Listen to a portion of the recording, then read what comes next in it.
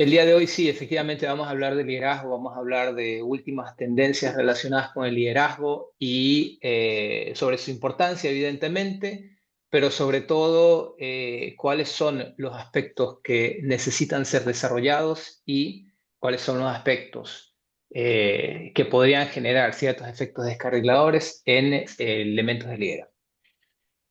Eh, Me presento yo en primer lugar. Mi nombre es Fernando Glass, soy el Country Manager de Thomas International en Ecuador. Algunas de las personas que están conectadas las conozco, otras muchas no. Y de eso se trata, de que nos vayamos conociendo poco a poco. Eh, yo estoy en el negocio de talento humano desde hace más de 15 años aquí en Ecuador. Soy gerente general y fundador de Agencia 7 Consultores, que es una empresa especializada en selección de personal y capacitación y consultoría, desarrollo de habilidades en términos generales en el ámbito laboral. Y soy el country manager de Thomas International, que es una empresa internacional. em, que da servicios aquí en Ecuador también en el ámbito de la consultoría de talento humano y la psicometría en términos generales. A mí me gusta decir que a lo que nos dedicamos es al comportamiento humano en el ámbito laboral. Esa es nuestra especialidad, el comportamiento humano en el ámbito laboral. Y hemos hecho de eso una especialidad y de cierta manera es lo que nos diferencia de otro tipo de empresas que están un poco en el medio. Yo voy a compartir una presentación el día de hoy con ustedes, pero en algunos momentos voy a sacar la presentación para que nos podamos ver. Y con relación al webinar, si en algún momento va a haber un espacio al final para que puedan hacer preguntas, pero si tienen alguna pregunta en un momento determinado porque no se entendió o quieren algún tipo de aclaración, no hay ningún problema. Estamos entre nosotros, así que pueden preguntar cuando quieran. Bueno, brevemente con relación a Thomas es una empresa que tiene ya más de 40 años de experiencia a nivel internacional. Tenemos más de 11.000 clientes actualmente. Estamos presentes en más de 60 países con evaluaciones y soluciones para el ámbito de talento humano en más de 60 idiomas también. Cada 36 segundos se hace una evaluación de Thomas a nivel mundial. Y bueno, más adelante hablaremos un poco más de lo que hacemos nosotros. ¿Con quién trabajamos? Bueno, trabajamos a nivel internacional con varias marcas de renombre, como las que ustedes pueden ver en la pantalla. Y como les decía, tenemos más de 15 años trabajando en Ecuador. Comienzo con un dato clave. Las empresas con líderes efectivos logran un 17% más de satisfacción de sus clientes y un 21% más de rentabilidad. Es importante entender esto porque muchas veces cuando hablamos de empresas y rentabilidad, hablamos mucho de marcas, de aspectos comerciales, sí, efectivamente son importantes, de los productos que tenemos y de la rentabilidad de las organizaciones. Pero nada de eso es posible sin las personas. Las empresas existen por y para las personas y por lo tanto, para que funcionen se necesitan líderes efectivos. Características importantes del mundo empresarial actual. El mundo empresarial actual tiene ciertas características que se han venido acelerando a través de los últimos años, pero sobre todo a partir de la pandemia. Y nos encontramos hoy en día con un ambiente bastante diferente. Uno podría decir, sí, pero el mundo va cambiando, está cambiando todo el tiempo. Sí, es cierto, eh, pero en los últimos años ha habido una aceleración de un sinnúmero de aspectos que hacen que la configuración de las organizaciones en la actualidad sea mucho más cambiante y presente nuevos desafíos. Primera característica del mundo laboral actual, hay mucha diversidad. Siempre ha habido diversidad, diversidad de todo tipo, de género, edades. Hay mucha gente que hoy día trabaja en empresas, pero que no necesariamente está en el mismo país. Es decir, hay diferentes nacionalidades, hay diferentes maneras de pensar, diferentes religiones, etcétera. Y diversidad siempre ha existido, pero no necesariamente se le ha aceptado como tal. Por lo general, en las empresas hay una cultura muy específica que acepta o no cierto tipo de formas de pensar, comportamientos y demás. Pero lo cierto es que hoy en día la diversidad ha ido ganando terreno y las empresas diversas muestran mucho mejores resultados que las empresas que no son diversas. Y podemos hablar un poco más adelante también de diversidad para que se entienda mejor. Otro aspecto interesante es que hay un aspecto multigeneracional que se está presentando en las organizaciones. ¿Por qué razón? Porque hay mucha gente que se queda a trabajar hasta más tarde en la vida. Es decir, por ejemplo, los baby boomers no quieren ir, no quieren jubilarse, quieren seguir trabajando. Entonces, nos encontramos con empresas donde tiene gente que tiene 18 años y otros que tienen 70 años. ¿Ya? Y todas estas personas tienen que convivir en la misma cultura, dentro de la misma cultura, dentro de un mismo departamento, y eso implica diversidad en la forma de comportarse, en los valores y en la manera de pensar. Velocidad en el cambio tecnológico. A todos nos pasó durante la pandemia, tuvimos que aprender a trabajar de otra manera. Hoy día hay cada vez más herramientas que son indispensables para el trabajo dentro de las organizaciones, y hay gente que se adapta más rápido y hay gente que no necesariamente. Hay líderes un poco mayores que tienen mucha experiencia, pero que dicen, no, no, no, yo así no trabajo, yo trabajo de otra manera. Hay un sinnúmero de elementos de incertidumbres heredados en las últimas décadas y que hoy día comienzan a impactar de manera importante en el comportamiento de las organizaciones. Eso genera más inestabilidad, más cambios de manera más abrupta, de manera más violenta, y esa incertidumbre impacta aspectos financieros, climáticos, evidentemente, y de carácter político. Por ejemplo, para los que me están escuchando de Ecuador, efectivamente las cosas cambian casi todos los días. Entonces, las organizaciones tienen que adaptarse a eso de ahí, ¿no? Menos recursos, hay que ser más eficaces, hay que tomar en consideración, así como hay que tomar en consideración la diversidad, los aspectos climáticos son importantes para entender el impacto de nuestro negocio en el mundo. ¿Por qué es importante? Simplemente, pero es porque es importante para la imagen también. Y finalmente aspectos políticos que hacen que se generen cambios abruptos, bruscos, rápidos en la sociedad de un día para otro. Y por ejemplo, en Ecuador pasa cada cierto tiempo. En enero tuvimos que todos encerrarnos en la casa porque resulta que había violencia, y luego se fue la luz y tuvimos que irnos a encerrar otra vez a la casa, y así sucesivamente. Hay elementos que hacen que vivamos un nivel de incertidumbre muy fuerte, que no necesariamente era la norma de hace algunos años atrás. Y finalmente hay una velocidad en los cambios sociales que también hace que las organizaciones tengan que adaptarse en su manera de pensar, en sus productos, en sus servicios, y entender mejor a los consumidores para dar respuestas de manera más eficaz. Ahora, eh, para poder continuar y entender mejor algunos aspectos relacionados con el liderazgo, yo decía al inicio, es importante entender que estamos hablando de seres humanos y los seres humanos nos comportamos de una manera determinada. Muchas veces cuando yo hago la pregunta si nos comportamos siempre de la misma manera frente al mismo tipo de situaciones, por lo general me responden que no. ¿Ya? No, no, no, porque va a depender de esto, de esto, de esto, de esto, de esto. Entonces nos comportamos de diferentes maneras. Y la respuesta es sí y no. La realidad es que muy a menudo nos estamos comportando de la misma manera. Los seres humanos tenemos una tendencia a responder de la misma manera frente a situaciones similares. Y la realidad es que si lo pensamos un poquito más, es bastante lógico, porque,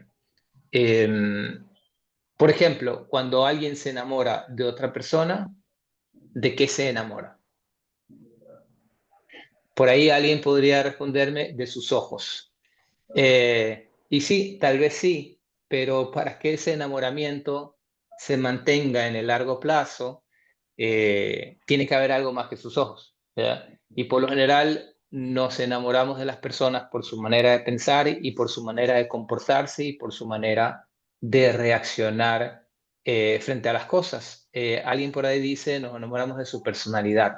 Sí, en parte sí, en una muy buena parte sí, efectivamente. Ahora, definamos entonces de qué hablamos cuando hablamos de personalidad. Voy a regresar a mi presentación.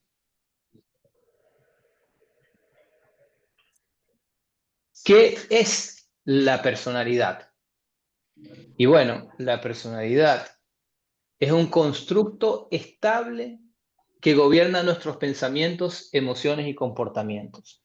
Un constructo estable que gobierna nuestros pensamientos, emociones y comportamientos. ¿Qué quiere decir que sea un constructo estable que no está cambiando mucho? A partir de cierta edad, pasados los 25 años, la personalidad se termina de estabilizar. Y cuando se termina de estabilizar, no cambia más, ¿verdad? Y eso hace que sea poco probable que la personalidad cambie significativamente a lo largo de la edad adulta. Tienen que suceder cosas muy fuertes, impactos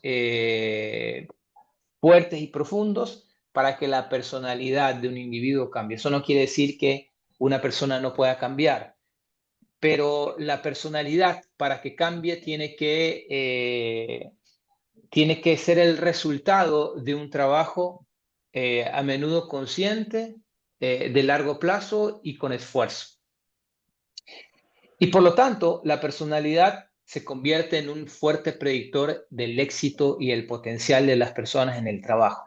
Porque si yo logro entender cuál es la personalidad de los individuos y logro entender cuáles son los rasgos de esa personalidad que me van a ayudar a predecir el futuro éxito de las personas, tengo una herramienta interesante, ¿no? Es decir, si yo logro entender que hay ciertos rasgos que van a ayudar a que una persona sea eficaz y logre resultados en A, B, C, tarea o trabajo, y logro cuantificar y calcular el nivel de esos rasgos de un individuo, podría de cierta manera entender el potencial de las personas hacia el futuro, ¿no? Ahora, si seguimos un poco con el tema de la personalidad, bueno, habría que definir justamente lo que es un rasgo, que es la palabra que acabo de utilizar hace un momento atrás. ¿Qué es un rasgo de personalidad? En términos de psicología se refiere a patrones relativamente estables y consistentes de pensamientos, emociones y comportamientos que caracterizan a una persona a lo largo del tiempo y en diferentes situaciones. ¿Ok? Entonces, un rasgo se llama rasgo porque es como una marca, ¿ya? Y esa marca hace que yo siempre tome el mismo camino para actuar, ¿no?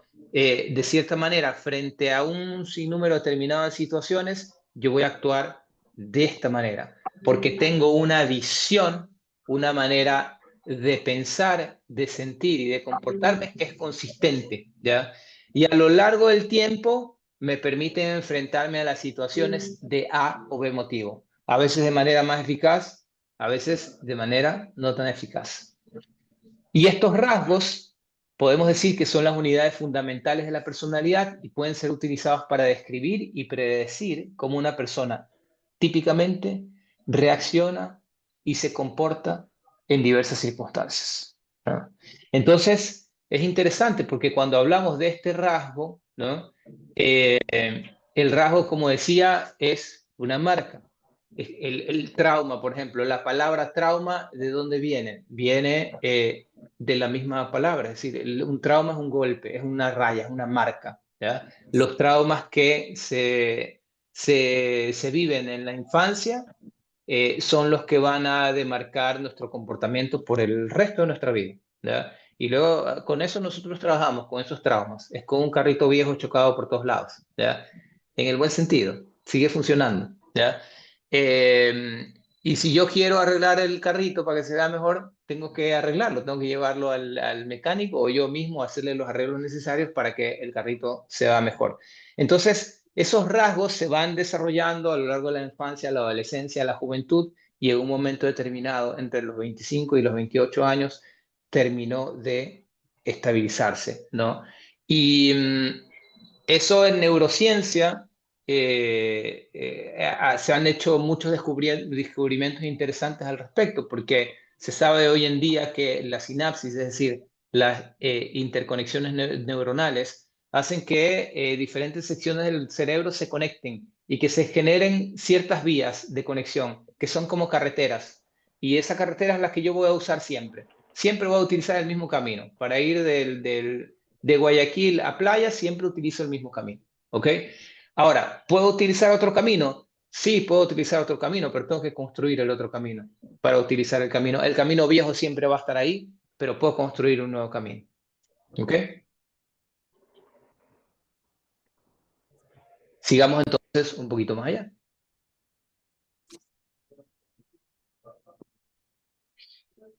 Y con relación a la personalidad, finalmente podemos identificar ciertas características, ¿no? La estabilidad, la consistencia y la dimensionabilidad. ¿Qué es la estabilidad? Bueno, que como lo decía hace un momento, se mantiene en el tiempo, ¿ya? A lo largo de mucho tiempo se mantiene. Es consistente porque como se ha desarrollado el rasgo, eh, voy a comportarme siempre de la misma manera frente a esas situaciones. Es estable porque no cambia, es consistente porque me permite responder de la misma manera.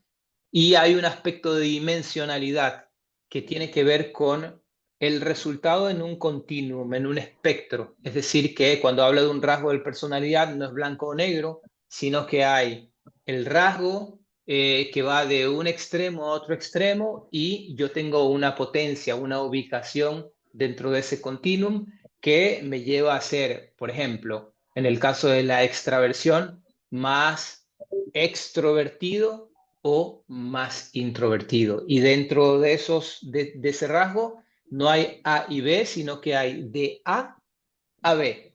¿Ok? Y dentro de esos extremos, yo puedo ubicarme en diferentes lugares. ¿Ya? Otro dato interesante, los empleados son 4 veces más propensos a permanecer en una empresa con un buen líder. Los empleados son 4 veces más propensos a permanecer en una empresa con un buen líder. Esto es un dato estadístico de un estudio que hizo la revista Forbes. Otra pregunta que merece respuesta. ¿Qué es talento? ¿Ya? Porque muchas veces hablamos en términos de recursos humanos o de talento humano o de desarrollo organizacional, de buscar talento, de tener personas talentosas. Pero habría que definir qué es talento. Eh, Ahora, en términos sencillos, antes de leer la explicación técnica, el talento es lo que me hace sobresalir en un determinado aspecto de la vida sobre los demás, lo que me hace sacar la cabeza sobre los demás. Yo podría tocar guitarra, por ejemplo, y puedo tocar guitarra como todos o puedo tocar guitarra de manera excepcional. Yo no toco ni un poquito de guitarra, así que no tengo el talento para la guitarra, pero eso es talento, ¿no? Entonces, el talento puede definirse como la habilidad para generar resultados sobresalientes y superar a sus pares de un nivel similar o una especialidad similar. Em, y esto es importante porque no quiere decir saber hacer algo, quiere decir lograr resultados excepcionales en algo. Y por eso es que hoy en día hablamos más de talento humano que de recursos humanos, porque no queremos hablar simplemente de nuestros colaboradores como peones, sino que lo que buscamos es contratar y desarrollar personas talentosas en un área definida de la vida, en este caso en el ámbito profesional, para que a su vez logren resultados excepcionales. Para lograr resultados excepcionales necesito, por lo tanto, personas excepcionales. Y para tener resultados excepcionales dentro de los equipos de trabajo, necesito líderes excepcionales. Es decir, líderes, personas que tengan talento liderando a los demás. Una de las limitaciones que yo veo mucho trabajando con empresas es que las empresas buscan en sus líderes personas que, perdón, personas que Hola, son profesor. responsables, que tienen un conocimiento Gracias por técnico, no eh, hablar directamente, no lo podemos comprender. que tienen un conocimiento técnico, personas que son serios, que han pasado mucho tiempo dentro de una organización. Por lo general, cuando nosotros hablamos con empresas, nos dicen que sea serio y responsable, ¿ya? Y tenga título académico y ya está. Eso hace un gran profesional. Pero en realidad, cuando hablamos de un gran profesional, hay que ir mucho más allá. Y en este caso, cuando hablamos de líderes, hay que buscar líderes no solo que sean serios y responsables, sino que tengan un talento para ser líderes, es decir, que los haga sobresalir por los demás, sobre los demás. Ahora, habría que definir talento también, pero antes de definir talento, hablemos de potencial. ¿Qué es potencial? Potencial es la capacidad latente que una persona tiene para desarrollar habilidades, alcanzar logros y realizarse en diversas áreas de su vida. La capacidad latente. ¿Qué quiere decir que tenga una capacidad latente? Es decir, que tiene algo en él que lo podría llevar a convertirse en una persona talentosa, pero no necesariamente lo es todavía. ¿Ya? Podría llevarlo a convertirse en una persona talentosa. Este concepto implica no solo que una persona es actualmente, sino también lo que puede llegar a hacer con las oportunidades, recursos y condiciones adecuadas. ¿Ok? Entonces, regresemos al ejemplo de la guitarra. Yo puedo tocar guitarra, ¿ya? Y puedo tener potencial para ser un gran guitarrista, pero si yo no me dedico, no tomo clases, no practico, no voy a desarrollar todo mi potencial para convertirme en un gran talento. Es mucho lo que sucede en el fútbol hoy en día, ¿verdad? Que agarran chicos que tienen un altísimo potencial, pero no todos llegan a ser personas talentosas. Y es lo que pasa también hoy en día que está de moda descubrir niños genios, ¿verdad? Estos niños genios que van a la universidad y qué sé yo, y lo que muestran los estudios es que la gran mayoría de niños genios, cuando llegan a sus 25 años, se convierten en personas normales. Seguramente muy pilas en su área en la que estudiaron, porque vienen estudiando desde los 5 7 8 años lo mismo, pero no necesariamente se convierten en genios, ¿ya? Se les dice niños genios porque tenían un alto potencial, pero si no desarrollan un sinnúmero de aspectos más allá de las características técnicas de su profesión, no necesariamente se van a convertir en genios, tomando en consideración el ejemplo del que estoy hablando y que se vuelve un gran drama por lo general, porque con relación a esos chicos, muchas veces se toman decisiones en las cuales se les acelera la vida y no viven las etapas de la vida de manera correcta. Entonces, cuando son adultos, se encuentran con un sinnúmero de limitaciones en cuanto a la capacidad de socializar, etapas perdidas en la vida, traumas y demás, que uno dice, bueno, finalmente no era tan genio como creía que era, y eso puede impactar mucho en las personas. Entonces, hoy en día también hay una gran cantidad de padres que se lo piensan bien antes cuando se descubre el potencial de los chicos de acelerarlos, mandarlos a la universidad, etcétera, porque hay otros aspectos que también son importantes para alcanzar esa genialidad, que no son necesariamente cognitivos de la cabeza, de la capacidad de pensar, que tienen que ver con inteligencia emocional, que tienen que ver con el desarrollo de virtudes, de valores y que son tanto o más importantes que la simple agilidad cognitiva. Entonces, hemos hablado de personalidad, hemos hablado de talento y hemos hablado de potencial. Ahora bien, habría que definir también lo que es liderazgo, ¿ya? Y cuando ustedes van a los libros sobre liderazgo, se van a encontrar con 1001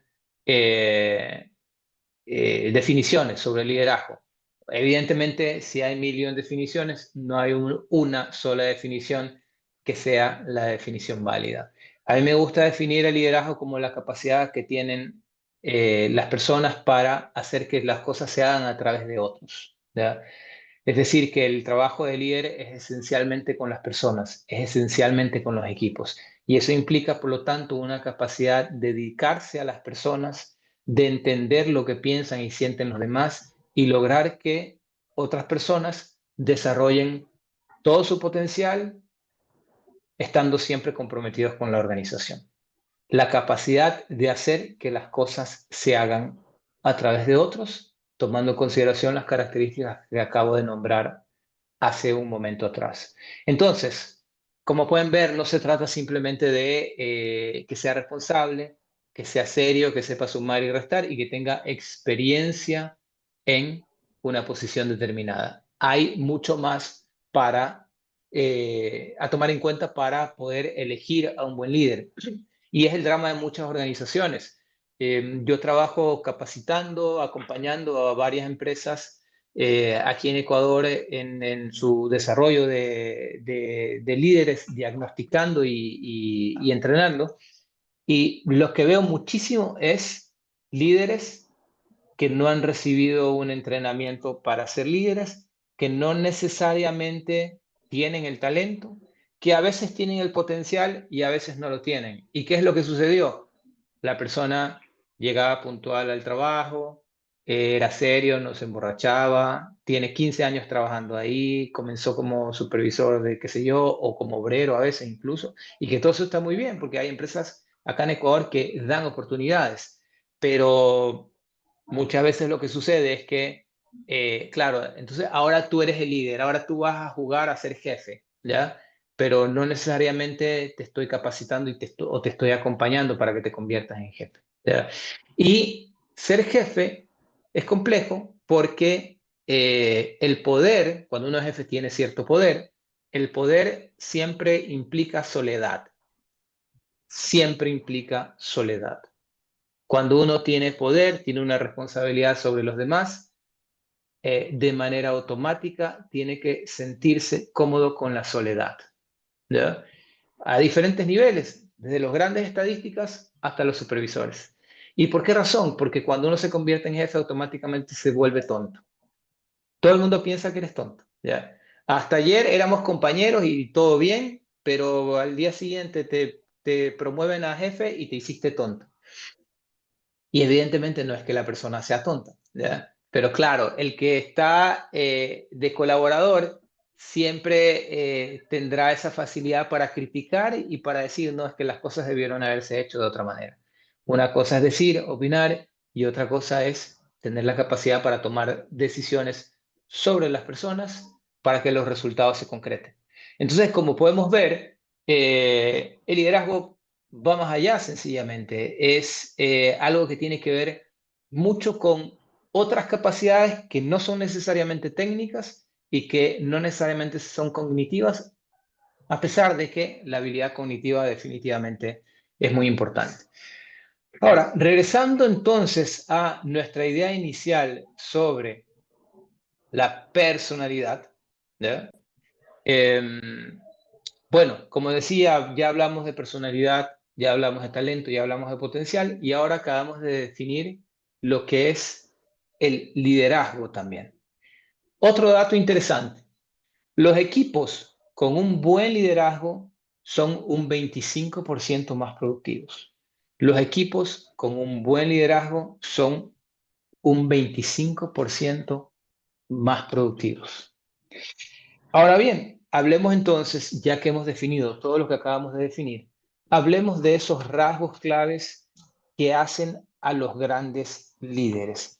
Vamos a hablar de 6 específicamente que voy a ir explicando poco a poco. En primer lugar está la autoexigencia, luego está la adaptación, luego la curiosidad, sigue el enfoque del riesgo, luego la aceptación de la ambigüedad y finalmente la competitividad. Autoexigencia, adaptación, curiosidad, enfoque del riesgo, aceptación de la ambigüedad y competitividad. ¿De dónde salen estos 6 rasgos? Salen de un estudio muy interesante desarrollado en la Universidad de Londres hace unos cuantos años atrás, donde un equipo de investigadores se hizo la pregunta justamente de la que estamos hablando el día de hoy. ¿Cómo puedo hacer yo para predecir el éxito de una persona en una futura posición de liderazgo? ¿Cómo puedo hacer yo para predecir el éxito de una persona en una futura posición de liderazgo? Y claro, ellos comienzan a pensar y dicen, sí, efectivamente la personalidad no cambia, y si la personalidad no cambia, podemos identificar potencia. Y si podemos identificar potencia y los combinamos con ciertos rasgos específicos, seguramente vamos a poder predecir lo que queremos predecir. Y a partir de ahí hicieron un estudio que implicaba el acompañamiento y el seguimiento de una gran muestra de líderes, cerca de 300 líderes a nivel internacional, de grandes empresas, a nivel de CEOs, vicepresidentes, sobre todo a esos niveles, para entender cuáles eran los rasgos claves, por un lado, y por otro lado, cuáles eran los niveles de esos rasgos. El primero, la autoexigencia. ¿Qué es la autoexigencia? ¿No? Va a responder a la pregunta, ¿alcanzarán estos líderes sus objetivos y los objetivos del equipo? La autoexigencia combina la autodisciplina, un enfoque organizado del trabajo y la capacidad de controlar los impulsos. Las personas altamente autoexigentes tienden a hacer planes concretos, se motivan a sí mismas y están impulsadas a alcanzar sus metas. Es interesante este rasgo de la autoexigencia porque de cierta manera es el más transversal de todos, es decir, que es importante para todos los puestos de trabajo y para todo en la vida en general, y es el que menos cambia, el más estable de todos. La autoexigencia es esa capacidad entonces para lograr mis objetivos de mediano y largo plazo sin dejarme distraer por los obstáculos y las pruebas de la vida. Cuando yo tengo un buen nivel de autoexigencia, entonces voy a alcanzar mis metas. Y de cierta manera, efectivamente, eso es lo que se logra con la autoexigencia, lograr las metas, tener disciplina y sobre todo tener autoconciencia. Las personas que tienen un buen nivel de autoexigencia se conocen a sí mismos. Ahora, hay que entender que de la misma manera esto hay que ponerlo dentro de un continuum, dentro de un espectro, ¿ya? Y podemos entender que, claro, todo exceso es malo, nada en exceso. Y yo puedo tener una autoexigencia muy baja también y una autoexigencia demasiado alta. ¿Y qué es lo que va a suceder cuando pasa eso? Puede haber efectos descarriladores, ¿ya? Es decir, podría ir como el tren, ¿verdad? Voy tan rápido que me salí de los rieles, ¿ya? Una autoexigencia demasiado alta puede significar que se subvaloren los empleados más espontáneos, y una autoexigencia demasiado baja puede significar que las metas nunca se alcancen ni por el líder ni por el equipo. Diciéndolo de otra manera, cuando hay muy poca autoexigencia, lo que puede suceder es que estamos demasiado relajados y por lo tanto, a la final yo me propongo una meta, pero es que pasó esto y pasó lo de acá y pasó lo de acá y me desvié, me distraje y comencé a hacer algo más. Entonces, los objetivos se dilatan y por lo tanto los indicadores no se alcanzan. Por el otro lado, una autoexigencia demasiado alta podría volverme demasiado rígido o demasiado estricto con los demás, pedir demasiada perfección en el equipo de trabajo y de esta manera puedo también ir quebrando a las personas, lo cual evidentemente no es muy sano tampoco.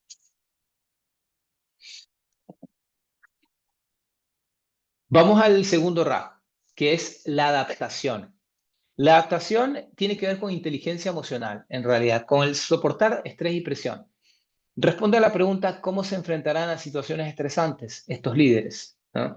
Y sí, efectivamente es importante porque en la vida nos vamos a enfrentar a una ruleta rusa emocional, donde no siempre voy a estar en la cima, a veces voy a estar abajo.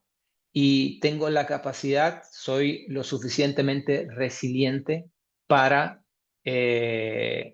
alcanzar mis objetivos independientemente de dónde estoy y cómo me siento. El rasgo de adaptación indica cómo reaccionan emocionalmente las personas al estrés, los eventos externos y las presiones. Una alta adaptación a menudo está relacionada con sentirse positivo acerca del propio trabajo y las relaciones. Igual que con el rasgo de la autoexigencia, la adaptación me permite entender si yo voy a alcanzar mis objetivos independientemente de la presión y el estrés que soporte en el ámbito laboral. Perdón. Ahora, ¿qué es lo que puede suceder cuando yo me voy a los extremos? Una vez más, eh, nada en exceso es bueno. Un nivel demasiado alto de adaptación puede hacer que los líderes parezcan fríos y hacer que subestimen las dificultades reales que enfrentan sus colaboradores y la empresa. Es decir, yo soporto mucho estrés y mucha presión, pero no tengo consideración con el estrés y la presión que están soportando los demás. Entonces, yo aguanto estrés y no me pasa nada, y puedo ser un poco indiferente y poco empático con mis colaboradores. O puede suceder también que no sea muy realista con relación a lo que está sucediendo. Es decir, hay urgencia, pero yo digo tranquilo, tranquilo. Sí, tranquilo, tranquilo, pero en un momento determinado se cayó la casa porque estábamos en medio de un terremoto. Y el otro extremo es la baja capacidad de adaptación.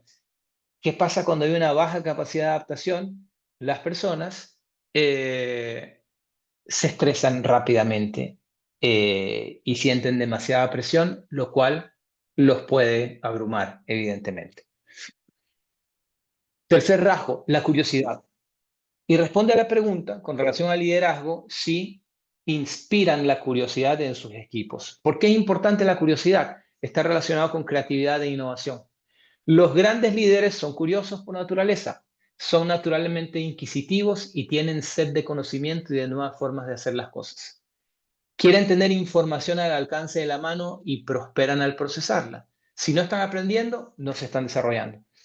Y efectivamente la curiosidad es súper importante porque nos va a ayudar a entender si esta persona tiene la capacidad de autoaprender, le gusta el aprendizaje, tiene la capacidad de encontrar nuevas maneras de hacer las cosas, tiene esa curiosidad para entender que a veces hay que cambiar el camino y buscar nuevas formas de hacer las cosas.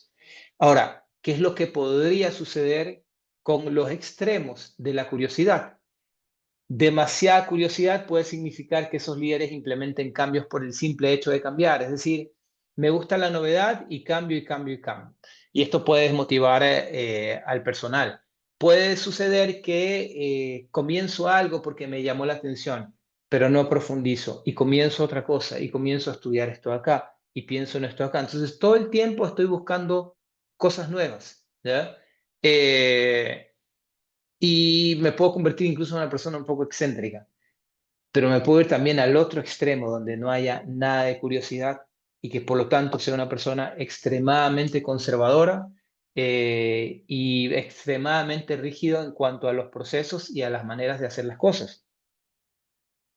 Y eso tampoco es bueno para un líder porque las empresas tienen que adaptarse todo el tiempo a las nuevas tecnologías, a las nuevas maneras de hacer las cosas y a las nuevas maneras de ver y vivir el mundo. Y si yo no tengo curiosidad, me quedo en el pasado. Y como vimos al inicio, el mundo está cambiando muy rápidamente. Por lo tanto, tengo que tener esa flexibilidad de ir aprendiendo y entendiendo cómo funciona el mundo en la actualidad. Hay muchas empresas muy buenas que de repente rápidamente se quedaron al lado del camino porque no había creatividad e innovación dentro de sus equipos. Cuarto rasgo, enfoque el riesgo.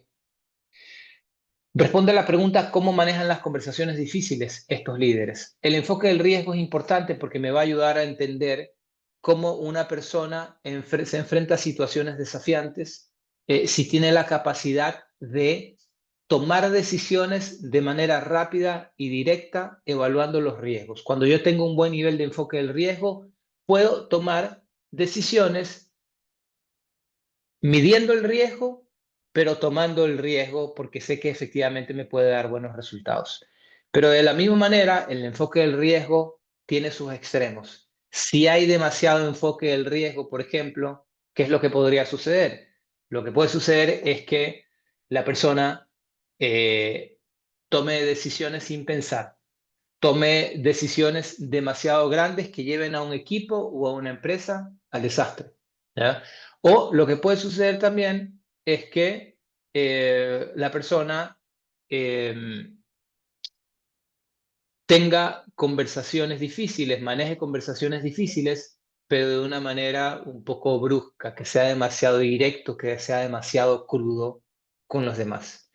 Y el otro extremo, baja capacidad de enfoque del riesgo, me va a ayudar a vacilar mucho frente a las decisiones. Entonces voy a patear y voy a patear las decisiones hacia adelante y nunca voy a tomar riesgo porque me da miedito, ¿no?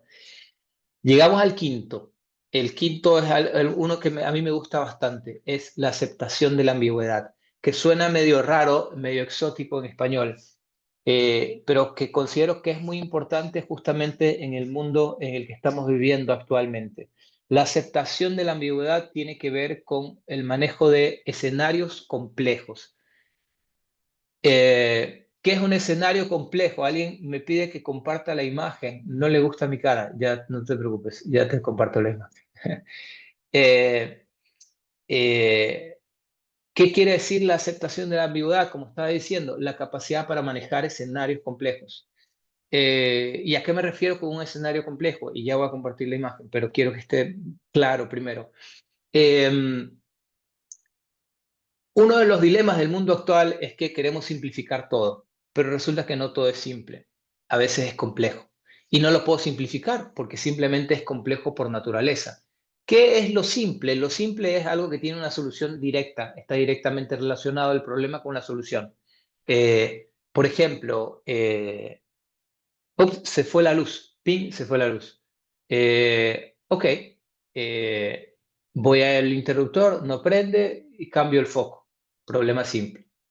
Puede que no sea el foco, que sea el break. Puede que no sea el break, puede que se haya ido la luz. Pero la solución es directa al problema. ¿Ok? Hay otros tipos de situaciones donde hay eh, elementos más complicados antes de llegar a lo complejo. Por ejemplo, se dañó la impresora. Aquí tengo una impresora Bluetooth, ¿ya? Se dañó la impresora. Ok, se dañó la impresora, hay que arreglarla.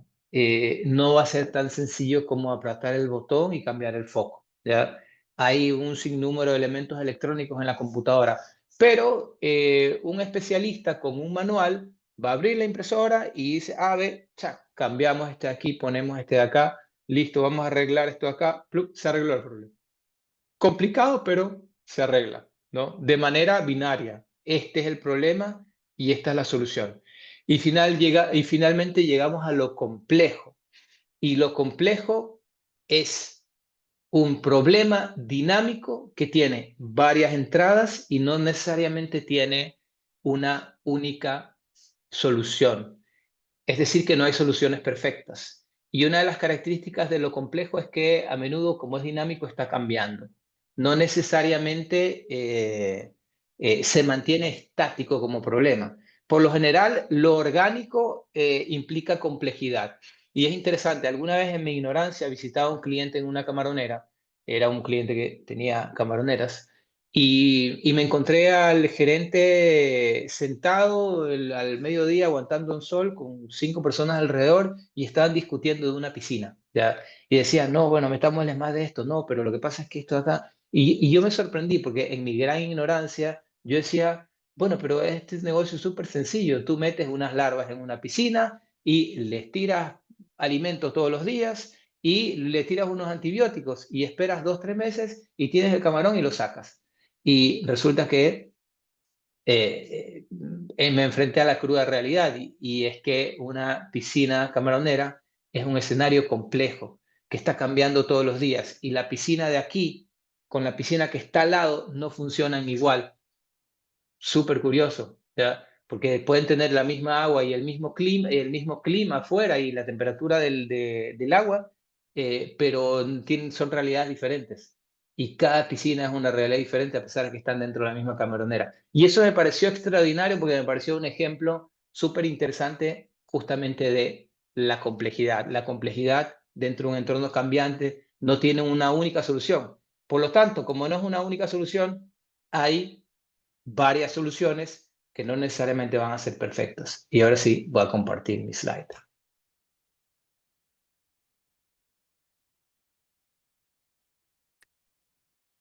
Entonces, aceptación de la ambigüedad. Responde a la pregunta, ¿pueden abrirse paso a través de lo desconocido? La aceptación de la ambigüedad describe la reacción de las personas ante la complejidad y la información contradictoria. Situaciones donde los resultados, decisiones y pruebas no son inmediatamente evidentes o claros. ¿Y qué es lo que pasa cuando una persona no tiene un buen nivel de aceptación de la ambigüedad? No tiene la capacidad de manejar la incertidumbre. Es decir, si no le dicen qué es lo que va a pasar, se estresa. O no tiene la capacidad de filtrar la incertidumbre hacia sus equipos, sino que es que no sé qué hacer y le digo a la gente, no sé qué hacer, ¿ya? Y todo el mundo entra en pánico. O no tiene la capacidad de tomar soluciones o decisiones que no sean perfectas, porque el escenario complejo, por excelencia, es complejo y eso quiere decir que los caminos no están totalmente trazados, no son binarios, blanco o negro, verdadero o falso. Y por lo tanto, puede tomar la decisión A, B, C, D, E y ninguna es perfecta. ¿Qué es lo que pasa cuando hay baja aceptación de la ambigüedad? Los líderes pueden sentirse incómodos en situaciones de incertidumbre o en las que no haya una solución clara y definida. Prefieren las soluciones binarias, blanco o negro. Y finalmente tenemos la competitividad, que responde a la pregunta, ¿progresarán en un entorno competitivo? La competitividad describe el deseo relativo de las personas de ganar, su necesidad de poder y su reacción ante el ganar o perder. Aquellos que tienen una mayor competitividad necesitan sentir que sus logros son reconocidos y apreciados. Una mayor competitividad puede impulsar el rendimiento y el deseo de automejora. Entonces, competitividad habla de sí mismo. Ahora, un líder tiene que ser competitivo, tiene que tener ese deseo de ganar, tiene que tener ese deseo de alcanzar el poder, de cierta manera. Pero, ¿qué es lo que sucede cuando hay muy poca competitividad? Eh, no observo al de lado, no observo a la competencia y me relajo demasiado y no necesariamente me importan mucho mis indicadores. ¿Qué sucede cuando hay demasiada competitividad? Puede ser un rasgo peligroso porque me puedo poner a competir con mi propio equipo, con mis propios colaboradores, con la organización en general. Por ejemplo, imagínense un jefe, un líder de un equipo de ventas que venda también y que se ponga a competir con sus vendedores para ver si él vende más que sus vendedores. Desastroso, ¿no? Entonces, esta competitividad, perdón, es positiva cuando se utiliza para fomentar mejoras en el rendimiento del grupo, pero no cuando los líderes compiten simplemente para reforzar sus egos. Hemos visto estos 6 rasgos relacionados con los líderes de éxito. Y como les decía, lo interesante es que estos rasgos aparecen de un estudio, no aparecen de un video de TikTok. ¿Y por qué lo menciono? Porque lo que hicieron estos investigadores es tomar diferentes teorías de la personalidad, se declinaron por una que se llama el Big Five y comenzaron a estudiar diferentes rasgos. Ay, chica guapa, Hay rasgos que no responden a capacidades de liderazgo, es decir, no son los únicos rasgos que existen en la vida, ¿ya? Hay otros rasgos, pero estos son los que reaccionan ante los trabajos de liderazgo. Es decir, que cuando yo tengo estos rasgos en un nivel óptimo, tengo el potencial para convertirme en un gran líder. De eso se trata. ¿Ok? ¿Qué es lo que hacemos como Thomas con esos 6 rasgos? ¿No? Los medimos en las personas para ver si efectivamente tienen potencial de liderazgo.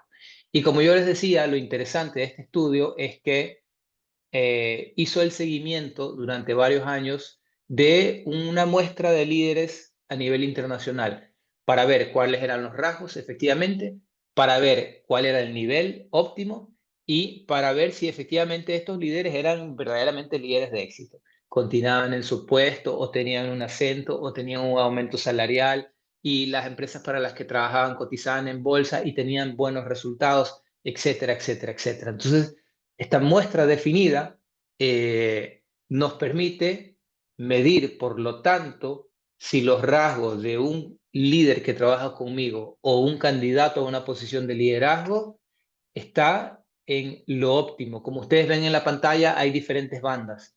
Y está lo bajo y lo excesivo, que lo veníamos describiendo anteriormente. ¿Qué pasa cuando hay muy poco? ¿Qué pasa cuando hay demasiado?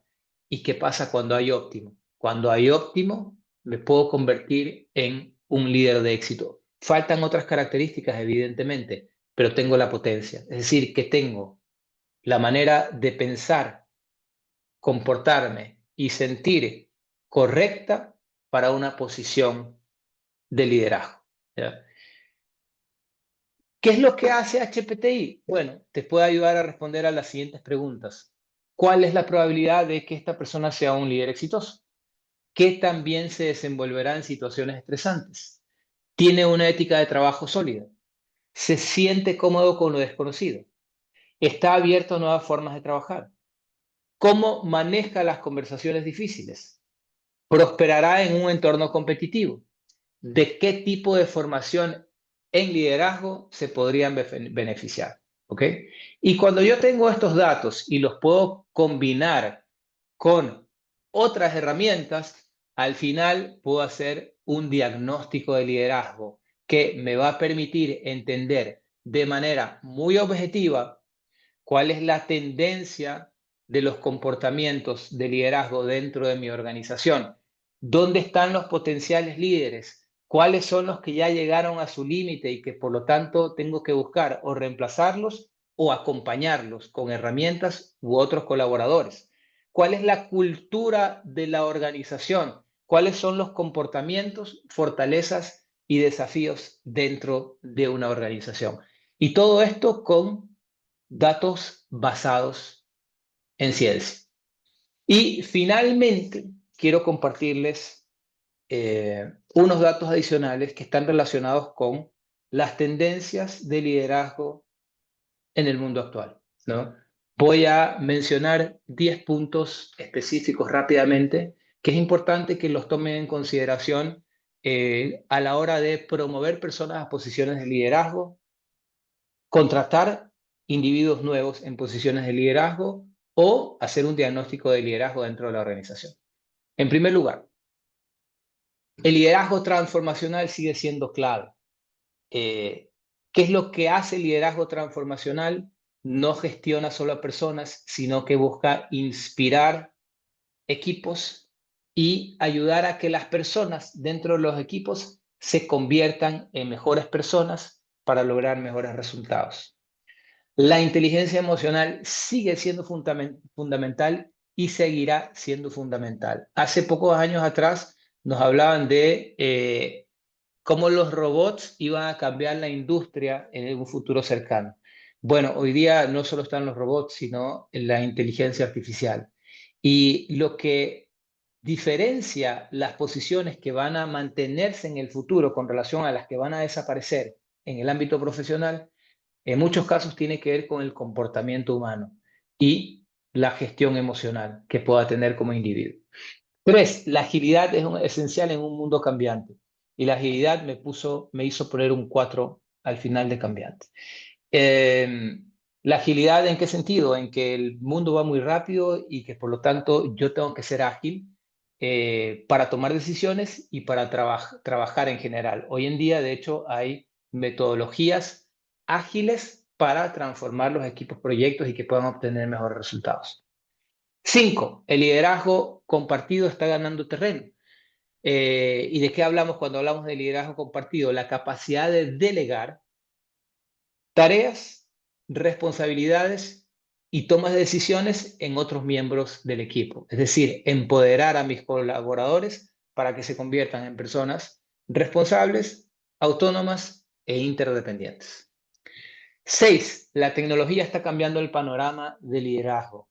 Sí, efectivamente lo vimos al inicio. Hoy en día no es suficiente tener un conocimiento específico, sino saber adaptarse, tener mucha flexibilidad para ir absorbiendo tecnología y aplicarla en mi trabajo, ¿no? Por ejemplo, la inteligencia artificial llegó hace poquitos meses y hay muchísimas empresas que ya están de lleno trabajando con inteligencia artificial. No solo adquiriendo herramientas, sino utilizando herramientas como ChatGPT o Gemini o hay muchas otras más para encontrar soluciones a su trabajo de todos los días. Pero lo importante es saberlo utilizar bien, ¿ya? El bienestar de los empleados es una prioridad. Los empleados, como decía al inicio, no son solo un recurso, sino que son talento. 8. La sostenibilidad es un tema cada vez más importante y hoy en día el medio ambiente y los productos sostenibles y sustentables son un elemento clave. Hay muchas personas, sobre todo gente joven, que comienza a elegir a empresas o productos dependiendo de su respeto hacia el medio ambiente. 9. El liderazgo auténtico es cada vez más valorado. Líderes que efectivamente se muestran tal y como son y que no son una caricatura del hombre de éxito. Y finalmente, la ética, que tanto impacta en los países de Latinoamérica, ¿no? Importante que efectivamente el líder tenga la capacidad de actuar de manera ética frente a las situaciones. Hoy en día hay corrupción en todo y en todos lados. Y claro, sabemos que cuando hay ética, los resultados son mucho mejores dentro de una organización, porque los equipos están más motivados y las empresas tienen una visión de largo plazo. Las empresas donde no hay ética no tienen una visión de largo plazo. Entonces, el día de hoy hablamos de liderazgo, hemos hablado de muchas cosas relacionadas con el comportamiento humano. Me gustaría saber si tienen alguna pregunta relacionada con el tema de hoy. ¿Qué preguntas tienen?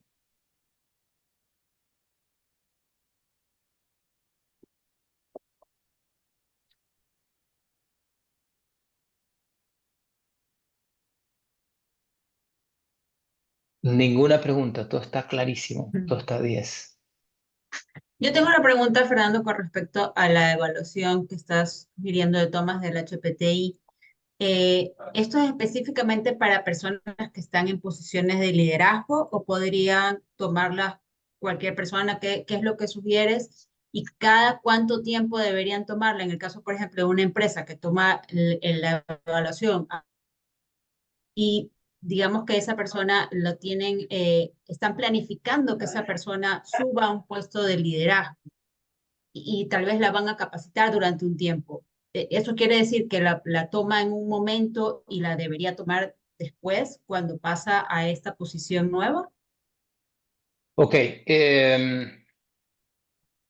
la primera parte de la pregunta, ¿no? Efectivamente, HPTI está relacionado con aspectos de liderazgo, pero los rasgos de personalidad son los mismos para todos. Es decir, todos tenemos rasgos de personalidad y todos tenemos estos 6 rasgos. Y si yo soy buen líder, puedo ser buen colaborador también, ¿no? Entonces, por ejemplo, la autoexigencia implica una capacidad para actuar y alcanzar metas. Y eso va a ser efectivo e importante para cualquier posición de trabajo y no solo para una posición de liderazgo. Pero claro, la evaluación se llama así porque, y en el seminario de hoy hemos hablado de liderazgo, y se llama así porque se fue un estudio para líderes, pero en realidad estos rasgos son indicadores de éxito para cualquier profesión. ¿Ok? Claro, a mayor responsabilidad en una organización, más importante estos rasgos, porque si yo tengo un colaborador que es solo administrativo o un operativo que hace todos los días lo mismo, bueno, no se va a enfrentar mucho con la incertidumbre. No tiene que ser muy competitivo, ¿ya? Pero tal vez la autoexigencia es importante, tal vez la adaptación es importante, ¿ok? Ahora, esa es la primera parte de la pregunta. La segunda parte de la pregunta, con relación a si hay que tomarla muchas veces o no, como yo explicaba, eh, los rasgos de personalidad no cambian y por lo tanto a priori no van a cambiar rápidamente y de manera profunda, ¿ya? Entonces, si yo no hago en la vida nada para cambiar, el rasgo no va a cambiar y por lo tanto la evaluación no va a cambiar. Es una prueba psicométrica, tal vez el resultado no va a ser exactamente el mismo numerito, pero la tendencia se va a mantener y va a ser muy, muy similar, ¿ya? Ahora, si yo entro en un proceso de coaching, de entrenamiento intensivo con un individuo, ¿podría tomar la prueba otra vez? Sí, efectivamente. Hay probabilidades de que el rasgo siga estando en el mismo nivel, ¿ya? Pero lo importante con relación a eso ahí es que un individuo, como yo decía hace un rato, la carretera ya está trazada, ¿ya? Pero yo puedo desarrollar estrategias de compensación. Y una estrategia de compensación me va a permitir, cuando yo soy autoconsciente, darme cuenta de que, ok, necesito comportarme de otra manera, ¿ya? Y en un momento determinado saber reaccionar y actuar de manera diferente, a pesar de que mi rasgo sigue estando ahí. ¿Sí? Ok. ¿Alguna otra pregunta tienen? Número de cédula. A ver, tengo una pregunta online. ¿Cuál podría ser un ejemplo real donde se demuestre Apellidos. Perdón. ¿Cuál podría ser un ejemplo real donde se demuestre la capacidad de aceptación de la ambigüedad? Belén, varias respuestas. Hace un mes se fue la luz en todo el país, ¿ya? Y se fue muchísimo tiempo, algo que la verdad es que a mí me sorprendió en mi ignorancia. Como ven, yo soy bien ignorante y voy descubriendo cosas en la vida. Y eso de que se vaya el teléfono nunca en mi vida me había pasado. Nunca en mi vida. ¿Ya? Entonces resulta que, claro, de repente se fue el teléfono y yo decía, ¿qué pasa? ¿Qué sucede? ¿No? Y claro, era porque ahora sé que las antenas, o en realidad sí lo había escuchado, pero no lo había relacionado. Las antenas de celular tienen una batería que dura 2 horas, ¿ya? Entonces, claro, como se fue la luz y es un network, es decir, yo no estoy conectado con una antena, sino que estoy interconectado todo el tiempo. Es decir, para que yo tenga celular hay varias antenas, ¿ya? Que me dan señal. Pero claro, cuando se comienza a ir la luz, resulta que mucho tiempo se fue el celular, ¿ya? Luego de mi torpe explicación, porque como comprenderán, no soy técnico de las telecomunicaciones, te doy el ejemplo. ¿Qué pasó en muchas empresas, clientes nuestros? Hay gente que dijo, no hay luz, chuta, ¿y ahora qué hacemos? Bueno, todo el mundo se va a la casa, ¿ya? Entonces, baja aceptación de la ambigüedad en el liderazgo. Es decir, escenario desconocido, váyanse a la casa. No se trabaja, feriado, ¿ya? Luego vemos cómo recuperamos. Y todos sabemos que el tiempo no es recuperable. Eso es mentira. No se recupera, la gente, no es que vamos a vivir una horita más, pero en realidad no, una jornada de trabajo no se recupera. Es decir, hay efectos paliativos, pero en eficacia no se recupera. Entonces, líderes con baja aceptación de la ambigüedad, vámonos a la casa, se acabó, no hay cómo trabajar. Y otros líderes con un buen nivel de aceptación de la ambigüedad rápidamente agarraron el teléfono para que le funcionaba. Oye, tú vas a trabajar. Oye, ¿ustedes qué van a hacer? Bueno, a ver, podemos trabajar. ¿Quién puede trabajar sin electricidad? ¿Cuáles pueden trabajar que tienen necesariamente electricidad? ¿Quién se puede ir a su casa y trabajar desde la casa? ¿a quién tenemos que comprarle un equipo? En la empresa, ¿qué equipos necesitamos para que la gente pueda mantenerse trabajando? Entonces, ahí te das cuenta, una persona con relación a ese rasgo de la aceptación de la ambigüedad, qué tan eficaz puede ser en la toma de decisiones. ¿Ok? Eso es un ejemplo sencillo para entender el tema de la aceptación de la ambigüedad. Si se me ocurre otro ejemplo, te lo doy un rato más. ¿Alguien tiene alguna otra pregunta? Sí, Fernando, ¿cómo estás? Buenos días. Yo tengo la siguiente pregunta. ¿Cómo has utilizado el HTPI o si lo has hecho para cruzar desempeño y potencial y sacar un Ninebox o identificar talento? Sí lo utilizamos, pero no utilizamos solo HPTI. Dependiendo qué es lo que quieras evaluar, utilizamos una combinación de evaluaciones. Entonces, sí, efectivamente, cuando tú haces el Ninebox y tienes los 9 casilleros, en uno pones desempeño, ¿verdad? Y en el otro vas a poner potencial, justamente. Entonces, el potencial tiene que tener una combinación de elementos, ¿ya? Entonces, a veces, dependiendo del cliente, le sumamos GIA, a veces le sumamos un resultado de un 360, un HPTI y un PPA. Entonces, te toca combinar. Es un poco tedioso, Juan Andrés, porque a veces uno quiere, me pasa mucho con empresas súper industriales que dicen, no, pero es que yo quiero una matriz donde tú me digas A, B, C, D, 1, 2, 3, 4, 5 para cada individuo y ya está. Y sí, pero estamos hablando de seres humanos, de lo complejo, no es simple. Entonces, a veces toca combinar y sacar promedios, ¿no? Promediar, para que no te rijas solo con el potencial individual, ¿ya? Porque además, Juan Andrés, por ejemplo, ¿qué es lo que pasa con HPTI? Que no tiene un resultado bueno o malo al final, ¿ya? Son 6 rasgos independientes, pero que se interconectan entre sí. Porque en una posición yo requiero autoexigencia, curiosidad y competitividad, pero en otra requiero autoexigencia, adaptación y aceptación de la ambigüedad, ¿ya? Entonces, sí es un poquito más complejo, pero cuando tú ya hiciste el arreglo y la configuración y el fine tuning de manera matricial, ya el resto ya es más rápido, ¿no? ¿Ok? Pero sí es una muy buena herramienta para hacer un Ninebox. ¿Alguna otra pregunta?